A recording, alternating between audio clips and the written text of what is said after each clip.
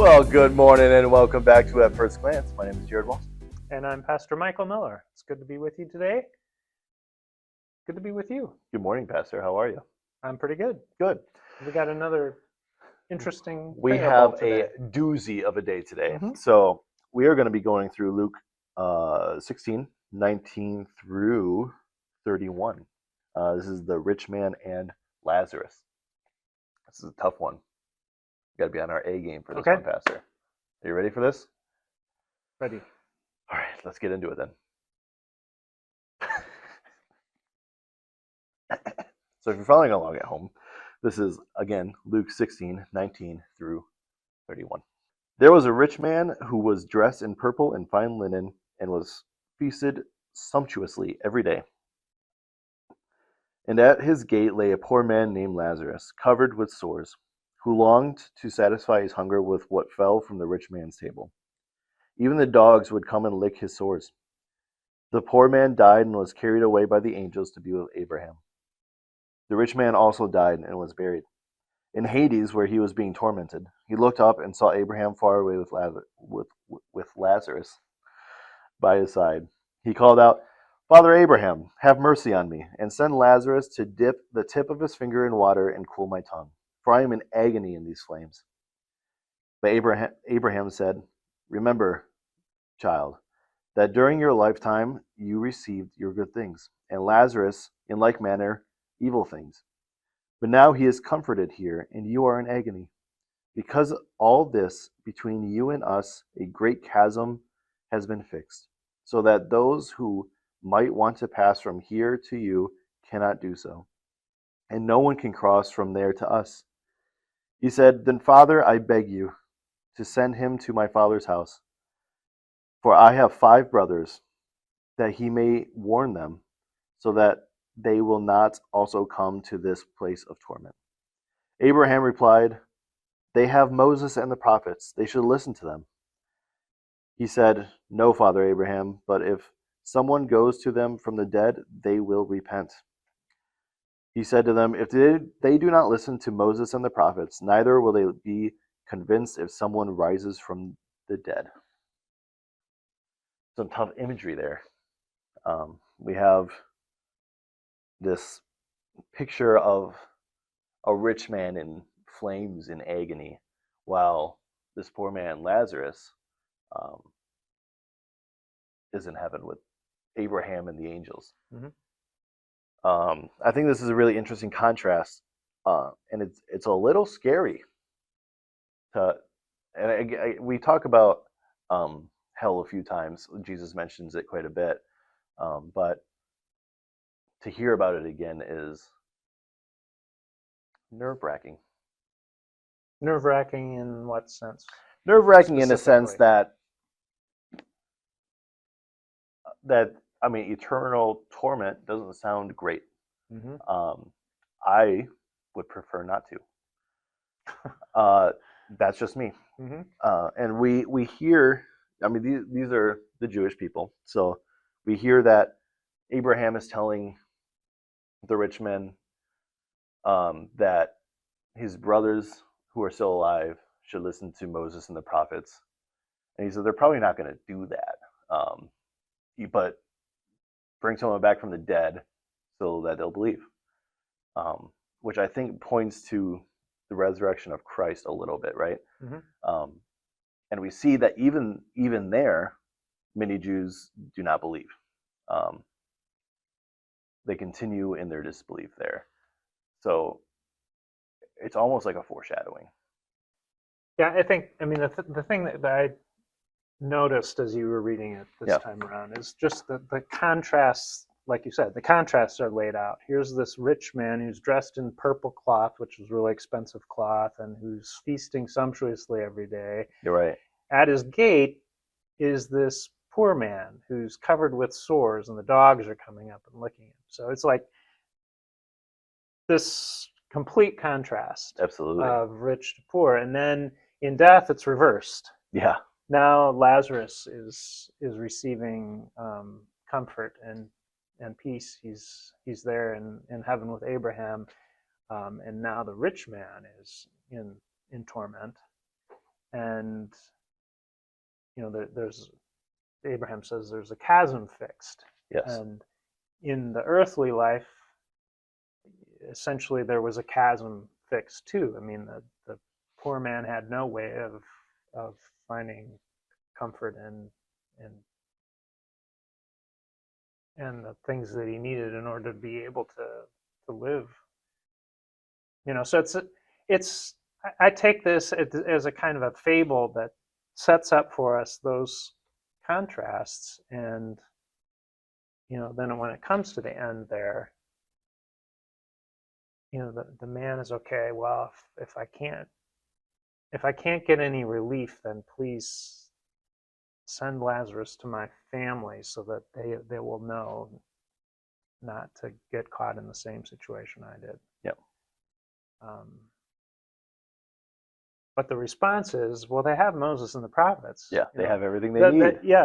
The teaching was there all along. They didn't pay attention to it. So right. I think that's the wake up for us. Yeah. Well, absolutely. We've heard, we know the truth, and we've been talking about this, God and wealth, selling possessions, following a way that truly gives life, and yet we're still caught up in it. Yeah, we still are following the example of this rich man here. Yeah, and I think it's interesting because we, even more than Moses and the prophets, we have Jesus Christ, who is the full revelation. We don't have to wonder anymore. Like Jesus says, we have something greater than the temple here, right now, and we have him with us currently as we speak. So we even have something greater than Moses and the prophets. And we have his word that we can listen to and that we're currently reading. And that's better. It's a fulfillment of everything that comes before it.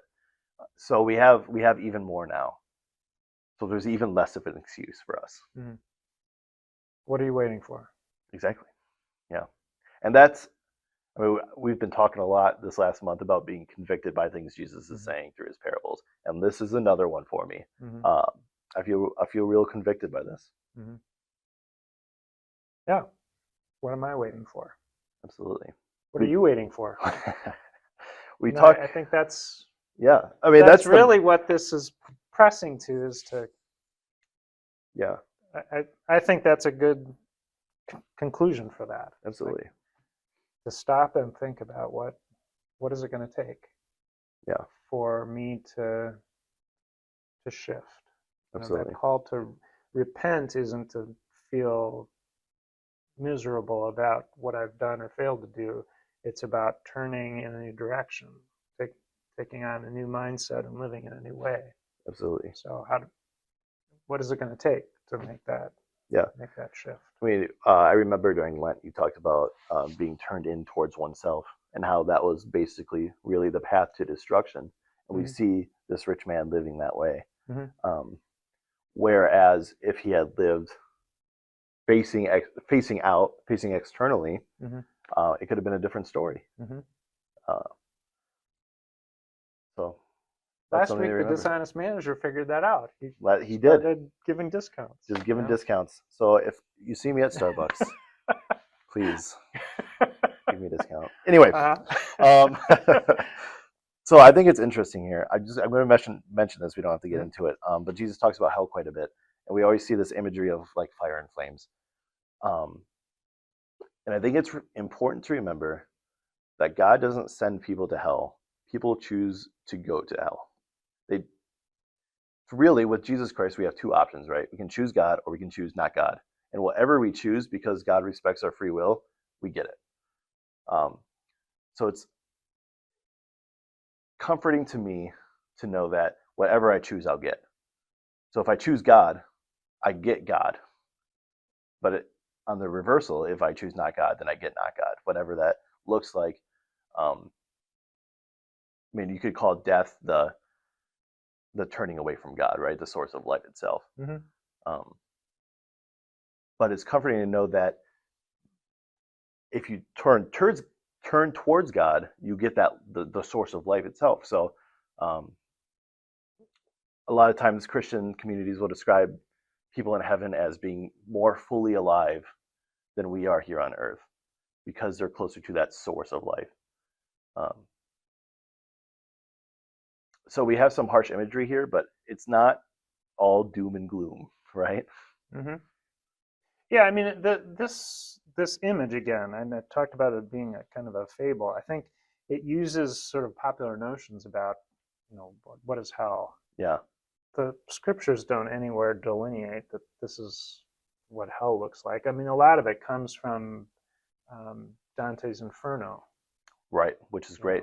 He wrote this elaborate description of the levels of hell, and that shaped our popular mindset about hell and what it is and what it looks like. But absolutely. I think you were onto something. At least the way I think about it is in relationship. If we're in relationship with the source of life, then you're gonna be alive. Yeah. Yeah. And I don't know that people in heaven are closer to that life than we are, but maybe they're more totally aware of it than we are. Right. Because Jesus is talking throughout the gospel about how the kingdom of heaven has come here. Right. He brings that relationship, and the Spirit is poured out at the end of, at the beginning of Luke's or the book of Acts, the next volume of Luke's two-part story. And then that power of God is at work through leading the church forward and very much alive. So I think it's all about relationship. And when we do, I always think about when we do the baptismal service, we do our profession of faith. We're invited to renounce all the forces of evil. Right. And I think about that as turning away from everything that gets in the way of the life that God is seeking to give us. We're turning away from that and turning toward the one who's calling us into life, right, who's giving us that life. Well, and it's easy to say that we renounce all those things, but it's different to actually do it, right? Yeah. It's tough. That's an ongoing. It is. It's a process. Mm-hmm. Yeah. Yeah. That was a period, huh? Yeah, that was a period. So I mean, there's one quote I like from Thomas Aquinas, and we talked a little bit about this before we started recording. And he said, "The one who is nameless on earth is named eternally in heaven, and the one who's well known on earth is nameless in eternity." And I think that's a really good summary of this story. Mm-hmm. Yeah, it's the reverse of what you would expect. Absolutely. That the rich man, honored and respected, would have a name. Right. And he doesn't have a name in this story, but the poor, sore covered person living in poverty does have a name, Lazarus. Yeah. Christianity is a religion of the unexpected. Mm-hmm. It's interesting. There's surprises. Lots of surprises. Everything he says is a surprise, it seems like. Mm-hmm. But it's good. That's one thing I like about the phrase that we've taken on as a summary of our vision here at First Lutheran is to embrace love's adventure together. That embracing the adventure means welcoming all those unexpected things that absolutely invite us into new life in ways that we didn't anticipate. Absolutely. I hope that we can continue to grow in that adventure as we keep going through the Gospels. It's exciting. It's very exciting. And challenging. Very challenging. Very convicting. But we love it. Well, thank you, Jared. It's good to dig into this with you again. Thank you, Pastor. And thank you, listener, for listening and watching, or just listening. Whatever you're doing. Keep wrestling, though, with all of these stories and allow them to grow in you. Absolutely. And come to church on Sunday and ask us questions. Ask Pastor questions. He loves questions. Jared does too. Yeah. Sometimes. All right. All right. We'll talk to you later. Thank you. Next week. Bye-bye now.